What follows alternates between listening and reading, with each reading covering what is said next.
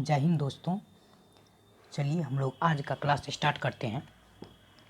कल हम लोग जो है भारत शासन अधिनियम 1858 तक देख चुके थे। आज हम लोग भारत परिषद अधिनियम 1861 में देखेंगे।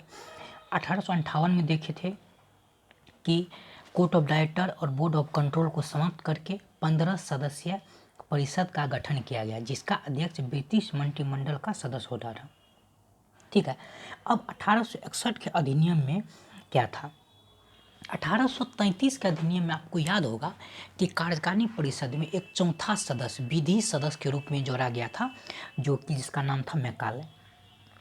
1861 में एक और सदस्य जोड़ दिया गया, एक पांचवा सदस्य जोड़ दिया गया। वायसराय के परिषद में जो है पूछा जाता है, वायसराय के परिषद में एक पांचवा सदस्य शामिल किया गया, जो एक विधि वेता होता था, जो क्या होता था? विधि वेता होता था। और इसमें अब देख रहे हैं धीरे धीरे कानून बनाने की प्रक्रिया की ओर बढ़ रहा है। तो केनिंग ने जो विभागीय प्रणाली चालू किया। विभागीय प्रणाली क्या होता है?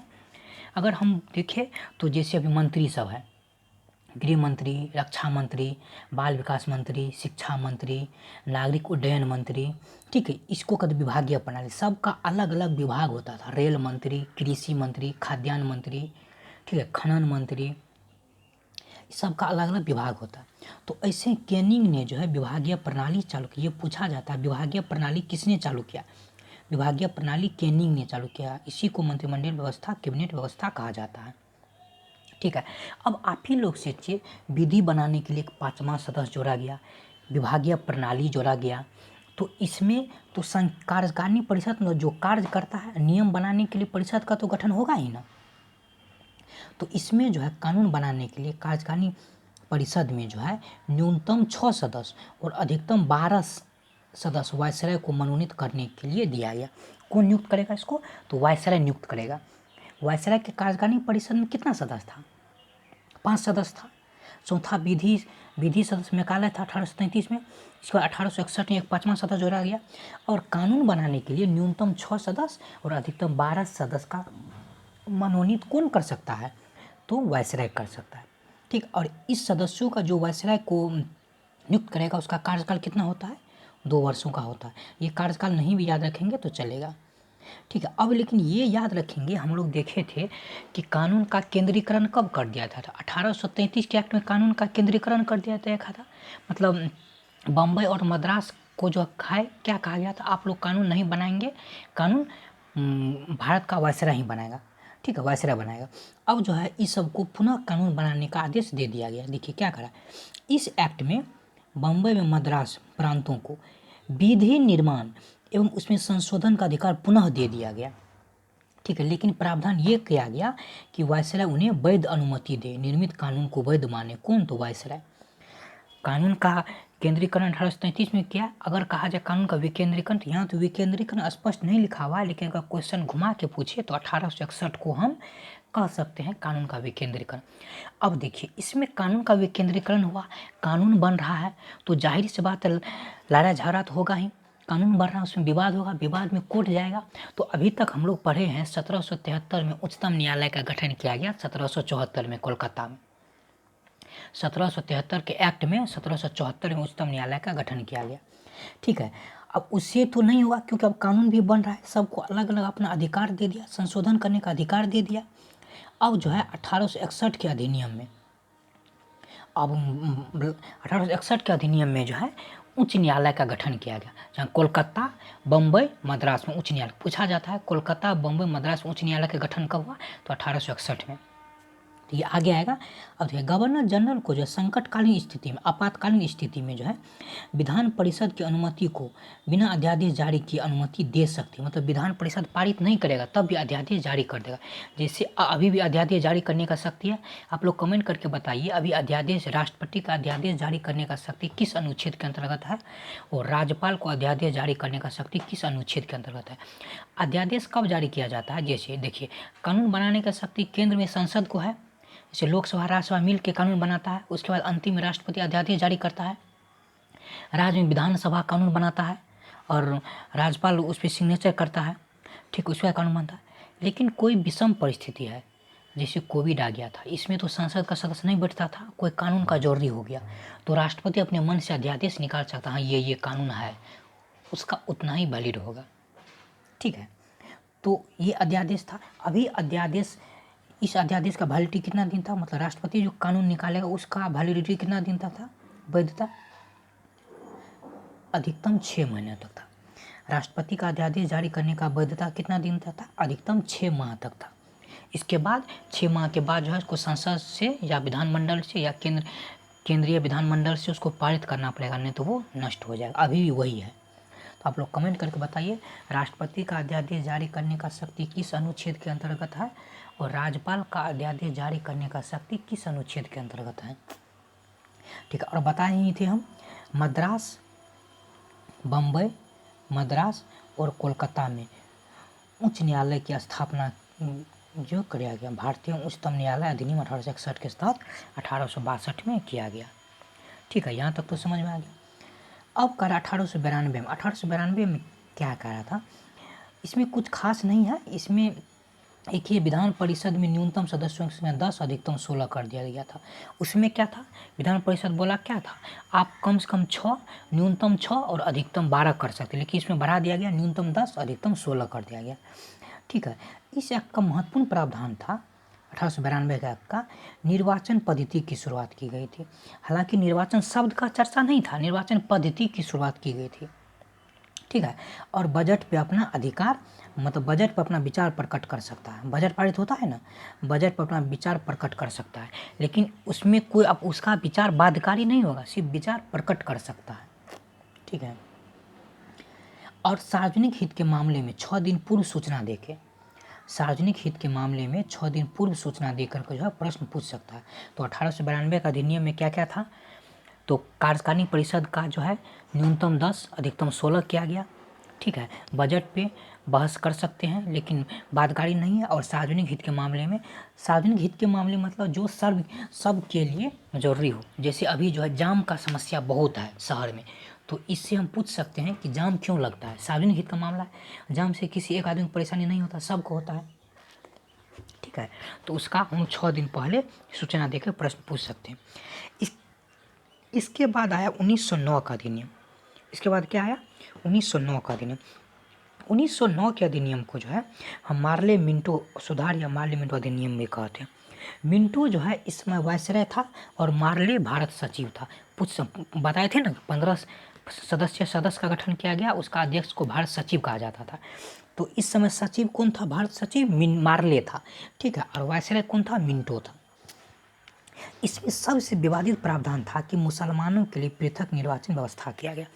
पृथक निर्वाचन व्यवस्था का मतलब होता है कि मुस्लिम सिर्फ मुस्लिम को ही वोट देगा।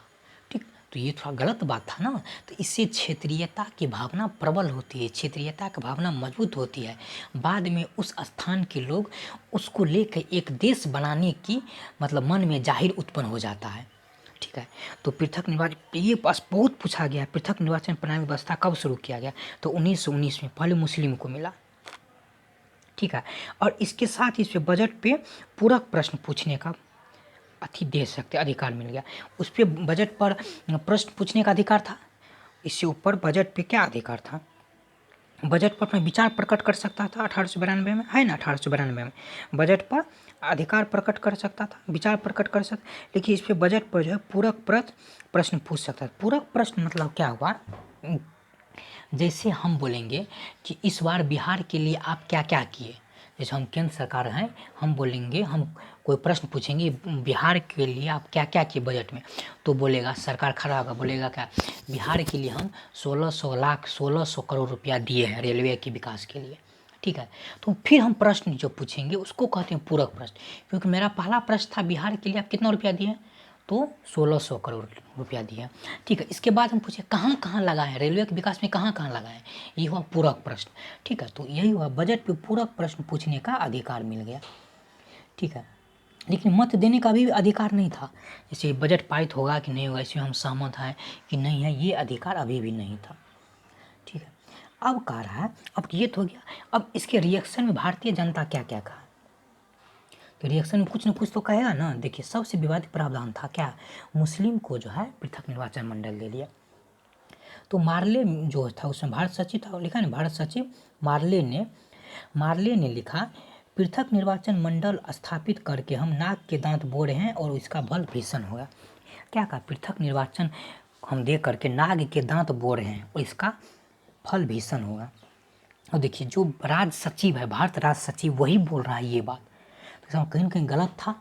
देखिए ये सही में गलत था, क्योंकि हम बताएं तो जैसे मुस्लिम को वोट देगा, इसी तरह अगर SC ST के लिए निकाल देगा तो SC ST सिर्फ SC ST को वोट देगा, OBC सिर्फ OBC को वोट देगा, सिख सिर्फ सिख को वोट देगा, ईसाई सिर्फ ईसाई को वोट देगा, तो इससे क्षेत्रीय भावना प्रबल होगा। कल सब अलग अलग देश की मांग करने लगेगा तो देश बिखर जाएगा। ठीक है, इसमें क्या मुंशी ने कहा कि भारत में उभरते प्रजातंत्र का गला घोंट दिया। भारत ने उभरते प्रजातंत्र का गला घोंट दिया। ठीक, और गांधी ने इसे जो है सर्वनाश करने वाला एक्ट कहा। गांधी क्या कहा? सर्वनाश करने वाला एक्ट है 1919। ठीक है, इस एक्ट के प्रावधान को हितैषी निरंकुशवाद की संज्ञा दी गई। इस एक्ट के प्रावधान को हितैषी निरंकुशवाद की संज्ञा दी गई। इसमें 4-5 महत्वपूर्ण प्रावधान था। क्या क्या था 1919 में? महत्वपूर्ण प्रावधान क्या था? कुछ खास नहीं था। इसमें मेन एक ही प्रावधान था, मुस्लिम लीग को पृथक निर्वाचन मंडल की व्यवस्था दे दिया गया। ठीक, इसी को जो है मार्ले जो भारत सचिव था, उन्होंने कहा हम नाक के दांत बोल रहे हैं, भविष्य में इसका फल भीषण होगा। ठीक, KM मुंशी ने कहा उभरते प्रजातंत्र का गला घोट दिया। गांधी ने कहा सर्वनाश करने वाला एक्ट है। ठीक है, इसके बाद 1919 में अधिनियम आया, फिर 10 साल के बाद अधिनियम आया 1919 में। 1919 में जो है इस अधिनियम को मॉन्टेग्यू चेम्सफोर्ड सुधार कहा गया। इस अधिनियम को क्या कहा गया? मॉन्टेग्यू चेम्सफोर्ड सुधार। मॉन्टेग्यू भारत सचिव था, उसमें भारत सचिव कौन था? मार्ले था, और वायसराय मिंटो था। इस समय भारत सचिव मॉन्टेग्यू था और वायसराय चेम्सफोर्ड था। इस अधिनियम में पहली बार उत्तरदायी शासन जैसे शब्द का प्रयोग किया गया। क्या किया गया? उत्तरदायी शासन जैसे शब्द का प्रयोग। ये पूछा जाता है उत्तरदायी शब्द का प्रयोग किस में किया गया? तो भारत शासन अधिनियम 1919 में किया गया। इस एक्ट के अनुसार केंद्र में द्विसदनीय व्यवस्था किया गया। इस एक्ट के अनुसार केंद्र में द्विसदनीय व्यवस्था स्थापित की। द्विसदनीय व्यवस्था मतलब क्या होता है? 2 सदन होगा, जैसे अभी है केंद्र में लोकसभा है, राज्यसभा है, उसी को तो 2 सदन। पहला सदन लोकसभा हो गया, दूसरा सदन राज्यसभा हो गया। ठीक है, यही हुआ 2 सदन। द्विसदनीय व्यवस्था 1919 में किया गया। ठीक, अब पृथक निर्वाचन मंडल का विस्तार किया गया। देखिए 1919 में सिर्फ मुस्लिम के लिए था पृथक निर्वाचन। पृथक निर्वाचन मतलब मुस्लिम सिर्फ मुस्लिम को ही वोट देगा। लेकिन पृथक निर्वाचन मंडल का विस्तार किया। पूछा जाता है पृथक निर्वाचन मंडल का विस्तार कब किया गया? तो 1919 के अधिनियम में क्या किया गया? मुस्लिम के लिए, सिख के लिए, ईसाई के लिए, एंग्लो इंडियन के लिए आदि के लिए बढ़ा दिया गया। कहने मतलब सिख सिर्फ सिख को वोट देगा, ईसाई सिर्फ ईसाई को वोट देगा, एंग्लो इंडियन सिर्फ एंग्लो इंडियन को वोट देगा, मुसलमान सिर्फ मुसलमान के लिए वोट देगा। ये गलत था। ठीक, अब क्या प्रत्यक्ष निर्वाचन पद्धति की शुरुआत की गई। वह हम 1892 में आपको हम बताए थे कि निर्वाचन पद्धति की शुरुआत हुई, लेकिन निर्वाचन शब्द का प्रयोग नहीं था। यहाँ प्रत्यक्ष निर्वाचन पद्धति की शुरुआत हुई। प्रत्यक्ष निर्वाचन मतलब जनता चुनेगा। ठीक, इसके बाद प्रांतों में द्वैध शासन की प्रणाली शुरू। प्रांतों में द्वैध शासन का मतलब क्या हुआ? देखिए द्वैध शासन मतलब हुआ दोहरा शासन। ठीक है, द्वैध शासन मतलब क्या हुआ? दोहरा। इस चीज नीचे स्पष्ट है। प्रांतीय विषय को 2 भागों में बांटा गया। प्रांतीय विषय को कितने भागों में बांटा गया? 2 भागों में। एक आरक्षित विषय, एक हस्तांतरित विषय। इसी से संबंधित है, अब अभी जो बताएं इसी से संबंधित है। ये जो है ये इसी से संबंधित है। ठीक, प्रांतों में द्वैध शासन। देखिए प्रांतों में द्वैध शासन क्या हुआ? इस प्रांतों में द्वैध शासन को, एक शासन को आरक्षित कहा गया। जैसे प्रांत में जो है बहुत सारा विषय होता है, जैसे भूमि कर होता है, वित्त होता है, न्याय विभाग किसके पास रहेगा, पुलिस किसके पास रहेगा, पेंशन किसके पास रहेगा, शिक्षा किसके पास रहेगा, साफ सफाई किसके पास रहेगा। जो जो महत्वपूर्ण विषय था उसको आरक्षित विषय कहा गया। जैसे वित्त पैसा आ रहा था, न्याय पुलिस व्यवस्था, ठीक है, सहायता आपराधिक छापेमारी, समाचार पत्र, सिंचाई, जलमार्ग, कारखाना, ये सब जो है आरक्षित विषय मतलब अंग्रेज रखता था। हस्तांतरित विषय छोटा मोटा विषय जैसे शिक्षा, स्थानीय शासन, चिकित्सा, कृषि, सार्वजनिक निर्माण, ये सब हस्तांतरीय विषय था। ये जो है प्रांत को दिया गया। प्रांत में जो 2 विषय भागा था मतलब हस्तांतर आरक्षण व्यवस्था जो है आरक्षित व्यवस्था ये अंग्रेज रखा हुआ था, तो ये गलत था ना। ठीक है, अब इसी आगे बढ़ते हैं। भारत शासन अधिनियम 1935, आगे क्या है, भारत शासन अधिनियम 1935। इस एक्ट में पहली बार संघात्मक सरकार व्यवस्था की गई। हम 1919 में पढ़े थे, उत्तरदायी शासन व्यवस्था किया गया था पहली बार। ठीक, उत्तरदायी शासन व्यवस्था 1919 में और संघात्मक शासन व्यवस्था जो है 1935 में किया गया। ठीक, अब क्या करा, प्रांतीय स्तर पर द्वैध शासन समाप्त कर केंद्र स्तर पर द्वैध शासन प्रणाली स्थापित किया गया। द्विसदनीय व्यवस्था नहीं कह रहा, द्वैध शासन जो आरक्षित हस्तांतरित प्रांतीय शासन, प्रांत में द्वैध शासन व्यवस्था था किसमें, 1919 में। 1919 में अब यहाँ बताया ना, प्रांत में द्वैध शासन प्रणाली शुरू किया गया, तो 1935 में प्रांत में द्वैध शासन प्रणाली समाप्त कर दिया गया। 1935 में जो है द्वैध शासन प्रणाली समाप्त कर दिया गया और इसके स्तर पर, इसके जगह केंद्र स्तर पर द्वैध शासन प्रणाली शुरू किया गया। केंद्र स्तर पर क्या किया गया, द्वैध शासन प्रणाली शुरू किया गया। ठीक है, बर्मा को जो है, बर्मा यानी म्यांमार को भारत से अलग कर दिया। ये पूछा जाता है बर्मा को या म्यांमार को भारत से कब अलग किया गया, तो 1935 में अलग किया गया। ठीक है, इस अधिनियम के तहत विषय को 3 सूची में बांटा गया, जिस 3 सूची में बांटा गया। जैसे कौन विषय पे केंद्र कानून बनाएगा, कौन विषय पर राज्य कानून बनाएगा। ठीक है, कौन विषय पर दोनों बना सकता है। जैसे अभी ही पढ़ी देख लेते हैं, इस अधिनियम के तहत 3 विषय को 3 श्रेणी में, मतलब विषयों को 3 श्रेणी में, पहला संघ सूची, राज्य सूची, समवर्ती सूची। अभी भी ये है, तो अभी जो है, जैसे अभी को उदाहरण देखो, अभी संघ सूची जैसे क्या, रेलवे संबंधी नियम केंद्र सरकार बना सकती है, रक्षा संबंधी नियम केंद्र सरकार बना सकती है, वायुयान संबंधी नियम केंद्र सरकार बना सकती है। ठीक, जैसे पुलिस व्यवस्था, पुलिस राज्य सरकार बनाएगी, प्रत्येक राज्य का अपना अपना पुलिस होता है, देखिएगा, जैसे Bihar police, UP police, Uttarakhand police, Punjab police, Maharashtra police, ये क्या है, तो अलग अलग सरकार केंद्र सरकार बनाती है, ये है राज्य सूची का विषय। ठीक है, समवर्ती सूची में दोनों कानून बना सकता है, जैसे शिक्षा पे दोनों कानून बना सकता है, कृषि पे दोनों कानून बना सकता है, इसको समवर्ती सूची कहा जाता है। ठीक है, इस एक्ट में अवशिष्ट शक्ति क्या हुआ, जैसे उस समय तत्काल जो मामला नहीं उभरा, जैसे जिस समय मेरा देश आज़ाद हुआ था, तो उस समय इतना इंटरनेट साइबर क्राइम और नहीं था, तो अब भविष्य में जितना भी आगे होगा, उत्पन्न होगा मामला, उसका जो है कौन नियम बनाएगा उस पर। तो अभी जो है वर्तमान में अवशिष्ट शक्ति केंद्र सरकार के पास है, लेकिन यहाँ जो है इस एक्ट में अवशिष्ट शक्ति जो है गवर्नर जनरल के पास दिया गया। अवशिष्ट शक्ति किसके पास दिया गया, अवशिष्ट शक्ति गवर्नर जनरल के पास दिया गया। यहाँ लिखा हुआ अवशिष्ट शक्ति गवर्नर जनरल के पास दिया गया। ठीक है, इसके बाद इस एक्ट के तहत एक संघीय न्यायालय की स्थापना की गई।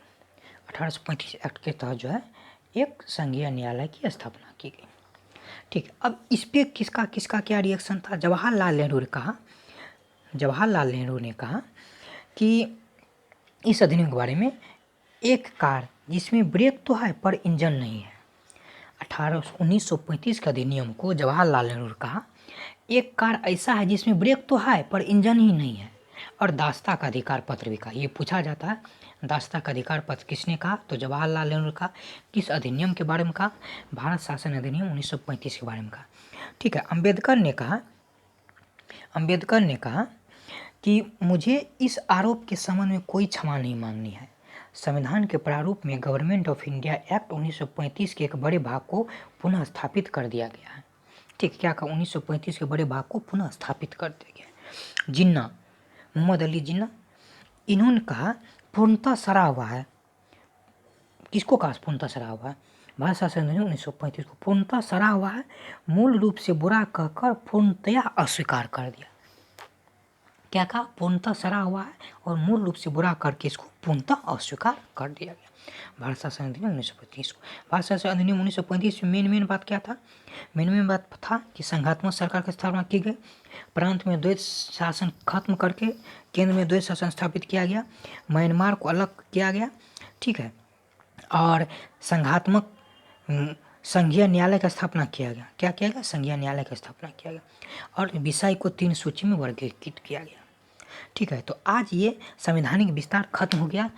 उम्मीद करते हैं आप लोग को समझ में आया होगा। अगर नहीं समझ में आया तो कमेंट करके बताइएगा। अब नेक्स्ट क्लास में फिर नेक्स्ट नया टॉपिक के साथ हम लोग बात करेंगे। तब तक आप लोग ख्याल रखिए अपना। तब तक के लिए बाय बाय, धन्यवाद।